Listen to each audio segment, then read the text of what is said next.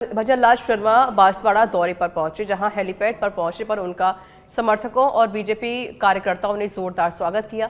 जिसके बाद मुख्यमंत्री त्रिपुरा सुंदरी मंदिर पहुंचे, जहां उन्होंने दर्शन पूजन कर प्रदेशवासियों के लिए सुख समृद्धि की कामना की। इधर सुरक्षा की दृष्टि से मुख्यमंत्री के मंदिर में प्रवेश से आधे घंटे पहले ही दर्शनार्थियों के लिए गेट बंद कर दिए गए।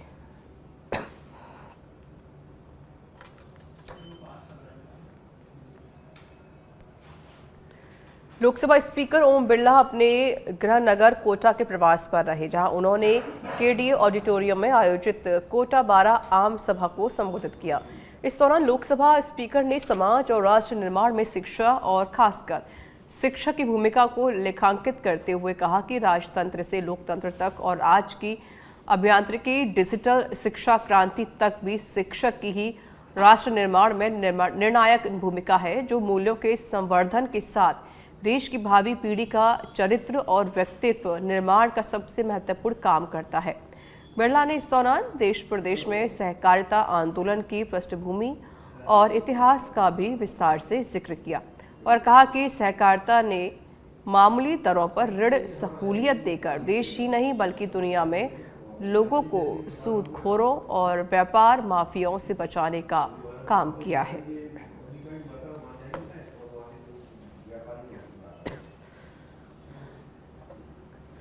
काम किया, अच्छा काम किया, सहकारी समिति को आगे बढ़ाने का काम किया। उस मतदान के आधार पर लोग अपना मत अभिव्यक्त करता है और उसको और ऊर्जा मिलती है काम की गति मिलने के लिए। इसलिए सहकारिता आंदोलन भी लोकतंत्र की एक बहुत बड़ी सीढ़ी है। इसलिए पंचायत राज हो, नगरीय राज हो या सहकारिता आंदोलन हो, ये सब लोकतंत्र के पिलर है।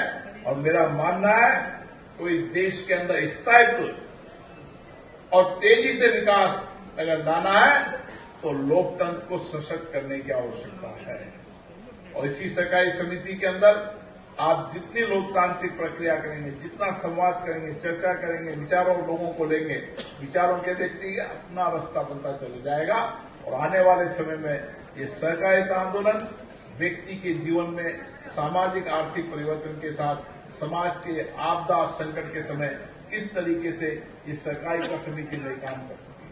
मैं बता सकता हूं कि सहकारी समिति के माध्यम से आप जितने लोग हैं उन लोगों के कभी भी कोई संकट आए, आपदा आए, विपत्ति आए तो ऐसी व्यवस्था कर सकते हैं कम से कम उसको जीवन भर एक स्थायी राशि मिलती जाए। काम किया, अच्छा काम। सूरत अग्निकांड को लेकर पत्रकारों से मुखाते हुए राठौर ने कहा कि सूरत के उस मार्केट में राजस्थान के सर्वाधिक व्यापारी हैं। व्यापारियों को करोड़ों रुपए का नुकसान हुआ है। नकदी सहित पूरा रिकॉर्ड आग में जलकर राख हो गया। ऐसे में मुख्यमंत्री भजन लाल शर्मा ने भी सूरत जाने का निर्णय किया है। वे गुजरात के मुख्यमंत्री से मिलकर व्यापारियों को सहयोग दिलाने का प्रयास करेंगे। आग लग गई थी और वो आग इतनी एक अत्यंत दुखद हादसा गुजरात के सूरत में हुआ। वहाँ का एक बहुत बड़ा मार्केट है, शिव शक्ति मार्केट। उसमें तहखाने में कोई आग लग गई थी और वो आग इतनी विकराल रूप धारण कर दिया कि उसमें कई घायल हुए और ऐसा सुनते हैं कि एक व्यक्ति की तो मृत्यु भी हो गई, बताते हैं। और उसमें पूरा मार्केट जिसमें लगभग मतलब सैकड़ों उसमें दुकानें हैं, बहुत बड़ा मार्केट है, मल्टी स्टोरी मार्केट है। वो आज तक उसके अंदर घुसने की स्थिति नहीं है। आग में काबू पाने की पूरी कोशिश की गई, भरसक कोशिश की गई। सेफ्टी मेजर्स जो थे वो चूँकि पहले से बार बार इसका प्रयोग करना चाहिए, बिना किसी घटना के भी उसको चला करके देखना चाहिए था। स्थानीय स्तर पर वो एक निजी मार्केट है और उनकी निजी व्यवस्था है और वहाँ उन्होंने जो उपकरण चालू होने चाहिए थे कोशिश तो की, लेकिन वो चालू नहीं हुए। इसके कारण से आग पर तत्काल काबू नहीं पाया जा सका। 2017 में राजस्थान विश्वविद्यालय में सहायक पुस्तकालय अध्यक्ष, सहायक निर्देशक और अन्य शैक्षणिक पदों की भर्ती को लेकर अनेक शिकायतें और सवाल उठे। चयन प्रक्रिया में यूजीसी के विनियम 2010 और विश्वविद्यालय के अध्यादेश 141 के अनुरूप संगत अच्छे शैक्षणिक अभिलेख की पात्रता की शर्तें रखी गई थीं, लेकिन आरोप है कि चयनित उम्मीदवार इन मानदंडों पर खरे नहीं उतरे हैं।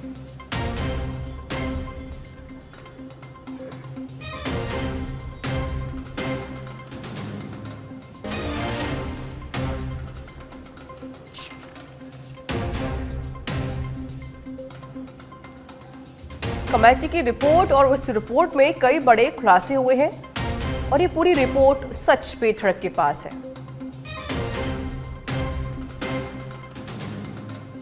अब कई प्रमुख सवाल हैं जिस पर विवाद भी है। यह मामला न केवल भर्ती प्रक्रिया की पारदर्शिता पर सवाल उठाता है, बल्कि उच्च अधिकारियों द्वारा रिपोर्ट के दबाव या अनदेखी की भी आशंका जताता है। जांच में सामने आई अनियमितताओं और अस्पष्टताओं पर यदि उचित कार्रवाई नहीं हुई तो भविष्य में ऐसे मामले फिर से दोहराए जा सकते हैं। यह रिपोर्ट उन तमाम सवालों पर ध्यान आकर्षित करती है जिनका जवाब आज तक नहीं मिला है। क्या नियमों को ताक पर रखकर लोगों को नौकरी दी गई, और यदि हां तो इस प्रक्रिया में भ्रष्टाचार के खिलाफ क्या कदम उठाए गए हैं। कई बड़े सवाल खड़े हो रहे हैं और संवाददाता कुणाल भटनागर जुड़ गए हैं फोन लाइन पर।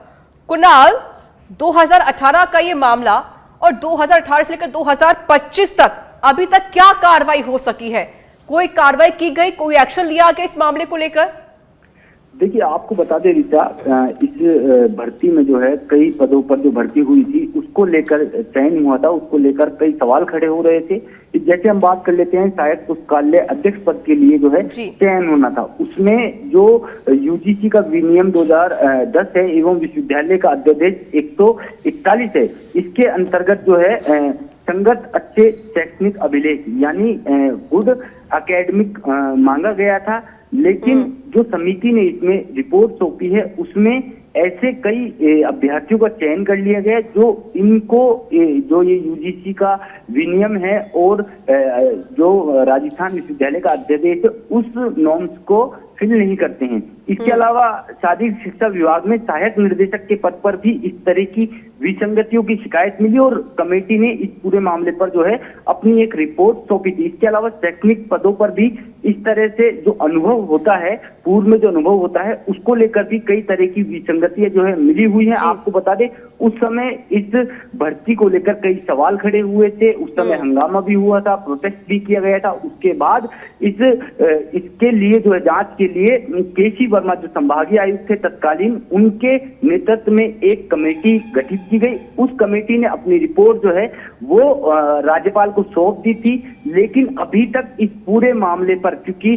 2018 से हम बात करें 2025 चल रहा है, इस मामले में किसी भी तरह का कोई एक्शन नहीं लिया गया। अब इसमें कई तरह के जो है सवाल खड़े होते हैं कि अगर जैसे जिन भर्तियों का मैंने नाम लिया, शारीरिक शिक्षक निर्देशक पद, पुस्तकालय अध्यक्ष, इन तमाम जो जिन लोगों का चयन हुआ था उनको आज तक परमानेंट नहीं किया गया। तो सवाल ये खड़ा होता है अगर वो ठीक थे तो उनको अब तक परमानेंट क्यों नहीं किया गया। दूसरी चीज, अब उनको परमानेंट सत्यवेद धड़क के पास इस पूरे मामले में जो है अंदरूनी रूप से जो हमारे सूत्र हैं वो कहते हैं कि उनको परमानेंट करने की तैयारी की जा रही है। तो सवाल ये खड़ा होता है जो केसी वर्मा ने अपनी रिपोर्ट सौंपी थी, क्या उनके द्वारा जो तथ्य दिए गए थे वो गलत है, या फिर जो जांच रिपोर्ट उन्होंने सौंपी थी उसका निष्कर्ष क्या निकला, क्या ये लोग क्लीन हो गए? क्योंकि जिस तरह से उन्होंने तथ्यात्मक रिपोर्ट बनाकर सौंपी थी और उसमें कहा गया था कि इसमें जो नियम की पालना होनी चाहिए नहीं हुई, जबकि वस्तुनिष्ठा को ध्यान में रख के चयन होना चाहिए था, लेकिन व्यक्ति निष्ठा को ध्यान में रख के इन लोगों का चयन हुआ है। ये बहुत बड़ी बात है जो उन्होंने अपनी कमेटी की रिपोर्ट में लिखी है। पहला सवाल तो देखो यही कुणाल बन रहा है कि अगर ये सही है तो इन्हें परमानेंट क्यों नहीं किया गया। इस मामले को 6 साल से ज्यादा समय व्यतीत हो चुका है। और दूसरा ये कि केसी वर्मा की जो रिपोर्ट है क्या वो गलत है, क्योंकि इस रिपोर्ट पर कई बड़े खुलासे हुए हैं। तो क्या नियमों को ताक पर रखकर ये नौकरियां दी गई? देखिए, निश्चित रूप से जिस तरह से केसी वर्मा की रिपोर्ट जो उन्होंने रिपोर्ट सौंपी है वो तो यही कहती है कि इस पूरे मामले में कई बड़े स्तर पर जो है फर्जीवाड़ा हुआ है और नियमों को ताक पर रखकर जो है पूरा जो कहा गया है, जैसे हम बात करते हैं कि सहायक पुस्तकालय में जो विश्वविद्यालय का पक्ष जाना गया कि आपने जो विनियम है यूजीसी के 2010 और विश्वविद्यालय का जो अध्यादेश है उसको ध्यान में रखा गया, तो इस पर विश्वविद्यालय द्वारा कोई भी स्पष्टीकरण और जानकारी समिति को नहीं दी गई। लेकिन जो निष्कर्ष निकला, जो समिति का अभिमत रहा, उसमें लगभग 3 तो सामान्य और 1 जो है आरक्षित वर्ग से चयनित हुआ था अभ्यर्थी, उसको जो है पूरी तरह से गलत माना है। एक सवाल और खड़ा होता है यहाँ पर कि जिन लोगों के नाम इस रिपोर्ट में दिए गए हैं उन लोगों को जो है बड़े पद पर अभी यूनिवर्सिटी ने नवाज रखा है। सवाल ये खड़ा होता है कि क्या इन पर जो आरोप लगे थे या जिन नियमों को की अनदेखी करके इन लोगों को ये ज्वाइनिंग दी गई थी, तो क्या अब वो सही हो गया है? अगर सही हो गया है तो किस तथ्य के आधार पर आपने इनको क्लीन चिट दी और क्या इनको परमानेंट करने का प्रयास किया जा रहा है? और परमानेंट तो दूर की बात है, ये जो है इस पद पर रहने के भी योग्य नहीं है, तो इन पर क्यों कार्रवाई नहीं हुई, ये बड़ा सवाल अभी भी खड़ा होता है। चलिए, बहुत बहुत शुक्रिया आपका कुणाल भटनागर अधिक जानकारी देने के लिए।